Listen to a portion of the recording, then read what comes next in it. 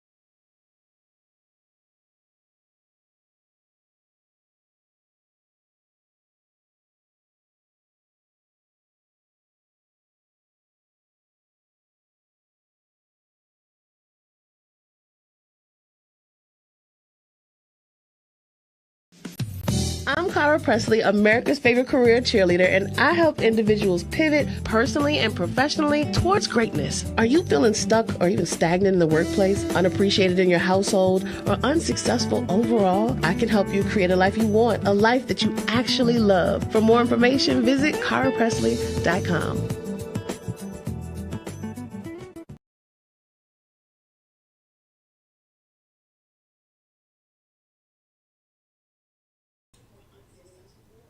We are back. We are back. And I realized that we have been having a dope conversation and you guys have not been able to be a part. The great part is that we also have Anchor. So if you missed the first half of it, you will now be able to go to Anchor to catch that first part. And I'm getting thumbs up that we are back. I am so sorry. I'm going to tell y'all who my production team is today. Me. And so when you are doing this thing, one man band show kinda. This is what kinda happens. I actually missed I muted me for something else so we could say stuff we were saying, and we back. But this is the benefit of being live. We are here. I'm grateful. We're gonna get this Anchor somehow. We're gonna fix it. It'll be what it's gonna be. But welcome back. We want to welcome back Miss Teshia LeSane, part owner of the Harlym Blues Bar and Grill. Right now, we're talking to Teshia LeSane, the artist. And so I'm very excited to know more about this. So it's one thing that like I can sing, right? And then there's this other space of, I learned to play. But now we're talking about artists. When we use artistry as a word, when we say that's a thing, we talking big business. When I think of artists, I think of Fantasia and Lauryn Hill. Yes. And I also think of you, actually, after seeing you perform last night, even more so. So tell me, how did you take this thing that was church to karaoke to artistry? How did you do that? So before, I would write poetry when I was a kid, and so I had some dark times in childhood. I would say more like teenage years, but poetry was my thing, writing, and so I would write, and I actually stopped going to church at one point, dealing with my sexuality and just you're going to hell, that kind of thing. So dealing with that and just kind of the way people treated you and stuff like that. So that was a very depressed time for me. So I tried to kill myself. Like that was a thing for me. Like I did not want to be here. Period. Just dealing with very, very deep depression. I dropped out of high school. At my senior year, had probably 20 different offers for basketball. Yeah, I heard that. That's how I hear you, like a dope ball player. Is what I heard. It's like you were the it ball player. Mm-hmm. Yeah. And so I dropped out of school my senior year, dealing with rebelling. Because my family did not accept who I was, and they would wait until you graduate, because of course nobody wants to have a gay child, especially that's the 90s, late 90s, but it's the 90s, and that wasn't a thing. We didn't have a place that we could be us and be comfortable. And so my mom had a hard time with it. My dad, who was away, had a hard time with it, and so writing, that was my therapy. That was my freedom. And so when I got back into church, probably around 19 or so, that's when I kind of really, really got into learning to direct the choir and stuff like that. So I think all of those things, my stories would shape me into being an artist. Right. Because I wrote these stories, and, it wasn't just poems, but sometimes I would write stories. And, I'm writing about the little girl who's trapped inside and writing a story from her point of view. And my very first song, once I started playing, I actually composed my music to the first poem, to my poem. And the poem was called History, His Story. And it was pretty much kind of to my brother. And that's how the artist came, just life. Wow. I first I don't want to deep dodge, because again, the other part about coming to the couch is I don't send questions ahead of time. So everything that you get here is us transparently here. And then the only thing I usually do, which I didn't do, so I apologize, is I ask about what's off limits. And so, but I don't want to go too deep into depression stuff, but I want to talk about how you realized that writing was healing. Like, what did somebody give you your first journal? Did you know that writing was it? as I know people are watching who may be even dealing with some of those same things, or a kid who, who may be dealing with some depression and like things. I said, there's no sound again. It says we can't hear. Y'all, I'm so sorry. But the sound is on because I can hear him on that side. She said, never mind, it's back. Okay, good. I was going to figure it out, man. I was going to figure it out. What got you to, because as I talk to people on healing journeys, I talk to people who are dealing in things. And one of my friends even asked me this morning, she was like, people always get this advice with no tools. So how did you know, let me write and this was going to start it? Where did that come from? Well, I think for me, it was almost like I ran to writing because I always felt unheard. And so writing was like, okay, my mom my mother, she's still working on her communication to this day. I'm probably the biggest communicator in our family, which is why I'm a mental health counselor and all of that, because it's so important. But in the Black house, most of us just don't communicate. Especially in our generation, because you're only 2 years older than me. And I remember that, the saying was, what happened in my house, stay in my house. Right. We don't question, we don't ask. They tell us we went. The way my kids think, I tell them something, they ask me 30 questions. Girl, yeah. And so that's what I'm saying. Yeah. So like being that, I think that was kind of the thing. It was my refuge. I had nowhere else to go. And so I had so much to say, but no one would listen. So I wrote. That was the safest space. That was my safe. And then I saw the lady on Apollo. To this day, I can't ever think of her name. She wrote a poem, I want to say Black Woman, Black something. It was something about Black empowerment. A light-skinned lady, I think she had locks.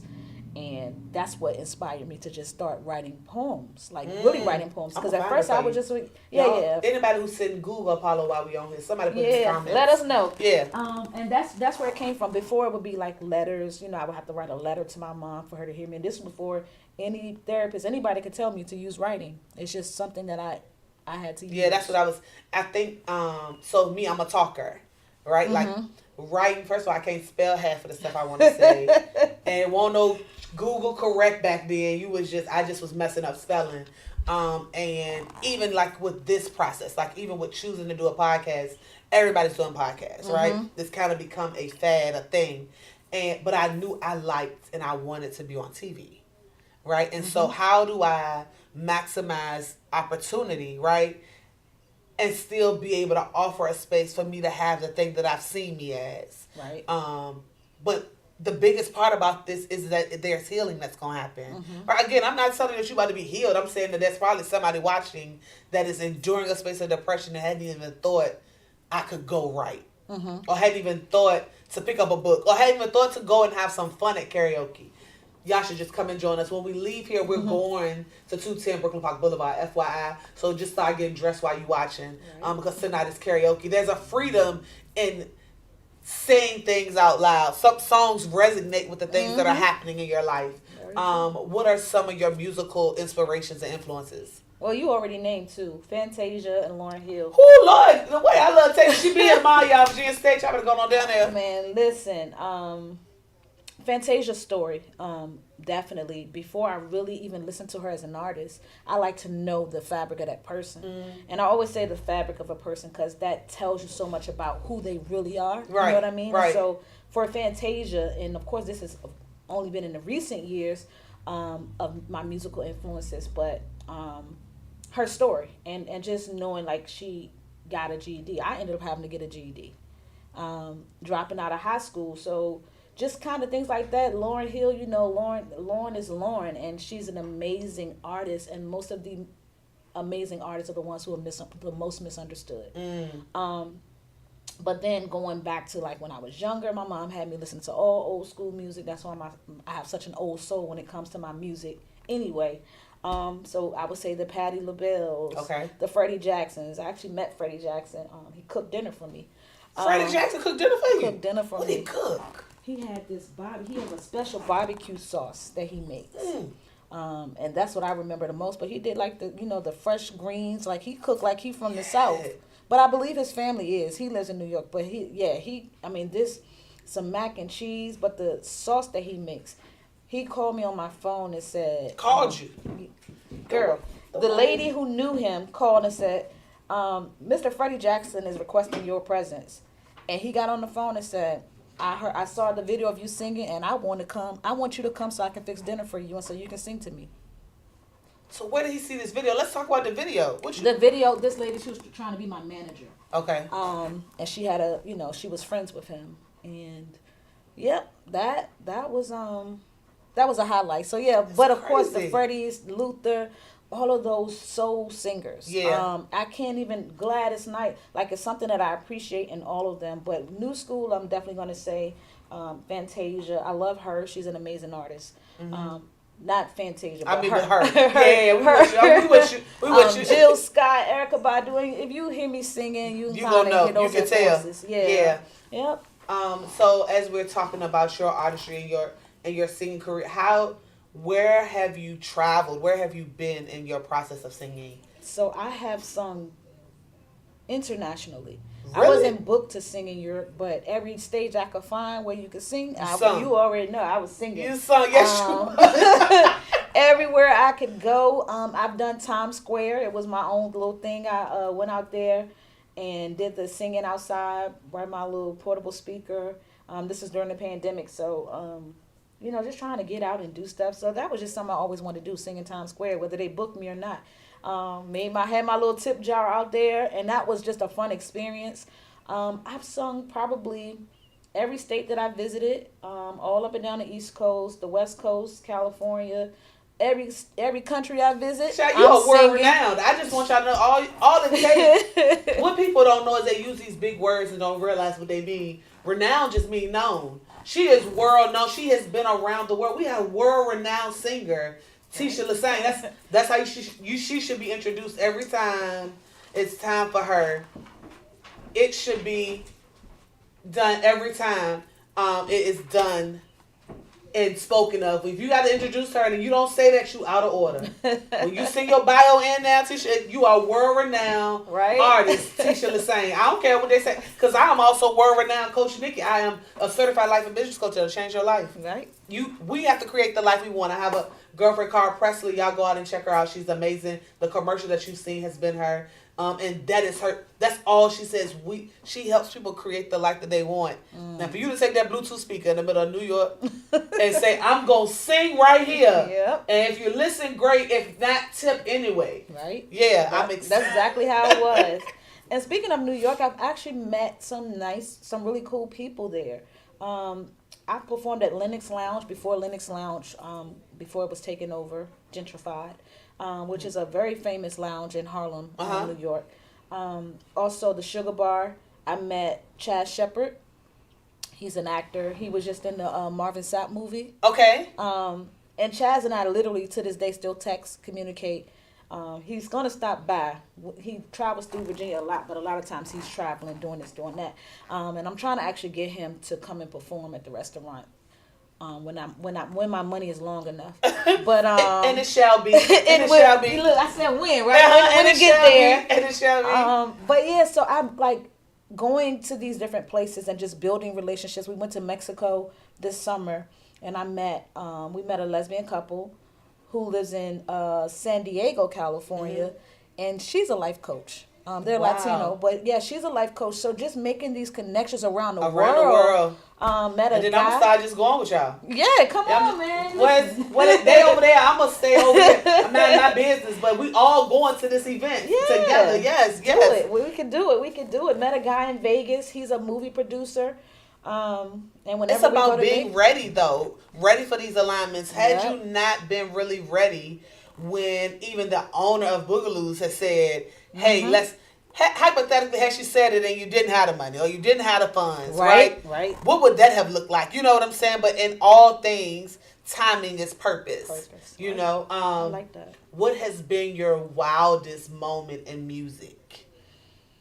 My wildest. So when I say wildest, I'm talking about like this right here, hands down, is the moment of my career. Like hands down, I don't even understand how. Well, this happened. This is it. But this thing happened for me. There's been so many, and it's hard because I do gospel. Mm-hmm. So to me, I'm gonna tell you, when Fantasia's mother prophesied over my life and called me up to sing with her. Wait, what? Fantasia Mama Girl. I got it on video. Oh, I Fantasia's we're gonna post that mother. on my page. Oh, it's gonna be tagged with hers, but we're gonna definitely get onto that. Okay. That was like I think that was the moment, and that was gospel. Gospel is my first love. That is my love language for real. When I'm singing my gospel, and it's transferring so much to my secular singing. Like people here, they like, I know she's singing church, and so it's not so much that I sing in church. I just sing from my heart. Or you sing from having relationship, or you sing from healing, right? And so one of the things, even that's if you go and look at my lives, if I start talking and I'm like, initially I kind of start out real soft, and for some reason I become a hooper. I don't know where that came from. Yes, I've seen it. It's innate in me. You know what I mean? And I'm not gonna stop doing it. It don't make your secular music sound no bad. I just want you to know I still be listening to you either way. What you sung down at the cross, and she was singing Fantasia. Whatever it was, I was with it. Right. Wow, I got to see Fantasia and her mom at Woman Thou Art Loose. Okay, so you were there. I was on the front. My video footage is this is them and this is me. And to watch that worship was just crazy. Oh my God, girl. It was crazy. Anyway, to be in the room, if you had to give advice to someone who is starting, before we get to starting out in music, if you were to give advice to a teenager right now whose family is not accepting of whatever their lifestyle is, not just LGBTQ, but deciding the friends that they like, right? I have my interracial relationships, and their family is just not accepting of what they found love to look like. What's the advice to a senior right now who's thinking, I cannot keep going like this? Wow. I would say definitely find a trusted adult that you can talk to. Find someone that you can trust. Because my problem was everybody was echoing the same thing and not hearing me. So find somebody that's going to listen to you that you know won't steer you wrong. Because what happened to me is the people that were listening were the people on the streets. And so that wasn't for me. Yeah. So, and to those people who are around and watching these kids go through this, be that trusted adult. Be that person. Be that ear. Like, get back to the village. Be what that child needs, because 9 times out of 10, the child is not going to hear it from the parent. 9 times out of 10, I'm here as a parent saying that I can talk to everybody else's kid. My kids talk to somebody else. Yep. And be okay with it. Parents, be okay with it, as long as it, like I said, is a trusted adult. And at that age, you want your child to, of course, do the right thing, but don't force them into the wrong thing. And that's what happened to me. My mom and my dad wanted me. My daddy wasn't even there. I mean, he was the dad that called on the phone. But don't want the best for your child so much that you turn them into the worst. So there has to be some type of medium where you guys can kind of come together and say, okay, guide them into whatever self-destruction you think they're going. Be there for them. Don't let them feel isolated. And that was my thing. And that's why I felt death was the only thing. And I left home at 16. I've been on my own ever since. Left home at 16. Dropped out of high school my senior year. Wasn't home for my 17th birthday because my birthday is in October. So yeah, life was rough. I was doing, I remember one day I was on the couch for 3 days out of my mind because I had taken so many pills, and they were threatening to call, take me to the ER, and I'm like, no, because I didn't want to go back home. I don't want to go back there. Yep. So yeah. Advice for an artist who is looking to start out, looking to find their way into whatever that destiny is for them. I would say, be yourself. Be authentic. And the reason I say that is, for example, that deal that I could have went with the lady. She was also the manager of Tyra. One of her first managers, but they wanted to change who she was.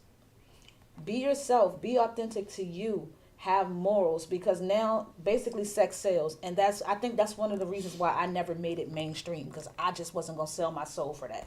I just can't do it. But be who you are, and if you don't know who that is, that's the first thing you got to do before you become an artist. You can't be something that you're not, so you got to get to know who you are, and then that's going to make your artistry even deeper. You know what I mean? Yeah, like once you truly once get you to know, once you know who you are, man. Yeah. And so yeah, for me, and for me, the church gospel is what grounded me in that. And so anything else, if it went against my morals, I couldn't do it. Period. So yeah, it's gonna be hard though. It isn't easy. You gotta be a go-getter. You have to, if that's something you truly want to do, you have to stay on it. Take the blows of life, but stay with it. Go get it. And go get it. And look what it got me, sticking to the music, even though I'm doing a little small spot, if people want to call it a small spot. But the love that you get back is sometimes what you need to keep going. The reality is society has allowed us to think that numbers make you be great. Right?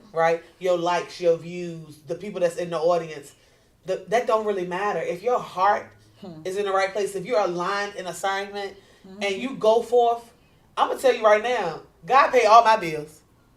You understand? Because I've been I continue to do what he said do. Amen. In the time that he say do it, in the way he want me, he know who I am. Right. You know what I mean? So if you know who you are, it's because he gave this person. He didn't say, I'm going to make you this way and I'm going to take these things away because this is what the world would prefer you to be. Right. You know what I'm saying? And so I'm grateful that you chose you. I'm grateful that you continue to live. Thank you. Right? I'm grateful for that, for these moments. Right. What's next for Teshia LeSane? So I think I've come to this point in life where I'm like, dang, what is next? I think the biggest thing for me is being obedient. Being obedient. And sometimes being obedient means that you have to just be still. And so I'm just kind of still in this season. Not stagnant, but still. Different words. Yeah, so I'm being still in this season because, I have 3 degrees, so I have a whole lot that I could be doing. 3 degrees and a GED. Let me add that on there. So I know what I can, I know what the bottom looks like, and I know what the top looks like, or my highest level, should I say. And I know that there's more. So I'm just being obedient because, just like I said, Boogaloo's going to be mine. When God give it to me, then that's what's next. That's going to be next. And so at this point, we're going to keep up with the restaurant. I have not had a full-time job officially since earlier this year, and that was a whole nother situation. But I left officially December 9th. December 9th. I only know that y'all because we were just talking about it. We were just talking about it. I didn't do no background interview, but it was crazy because we just talked about it yesterday. So I think what I would like to do is go back to school. I was working on my doctorate in my dissertation phase. My mom got cancer, and that was my focus. I could not be with her at her doctor's appointment and writing a dissertation. I understand. And so I kind of have left that just on the shelf for the moment, but I think what I passionately want to do is go back to school for my license as a therapist. And then I think all the other opportunities are the things that I really, to me, that's the biggest thing that I can do right now, and be still. So tonight, when we leave here, as soon as I click stop streaming, we going out the door. So you meet us at 210 Brooklyn Park Boulevard, Harlem Blues. Come and have some food with us. I think the kitchen gonna still be open. Yeah, come get you something to eat. Little chicken wing, little roll, little spring roll. Come on, just come on down, right? If they can't come tonight, what are y'all hours and what are the highlights of each night? So we're open Tuesday through Saturday. We open every day at 5 p.m. Tuesday through Thursday, we close at 10. Friday and Saturday, we close at 1 a.m. Tuesdays is a movie at 6 till 8. Then 8 to 10 is R&B music. Just a little, little throwback something. Wednesday is live jazz. Thursdays is a live band, open mic, open jam. Friday is karaoke and a DJ. And Saturdays, it differs. It could be live music. We have one Saturday out of the month that we do karaoke.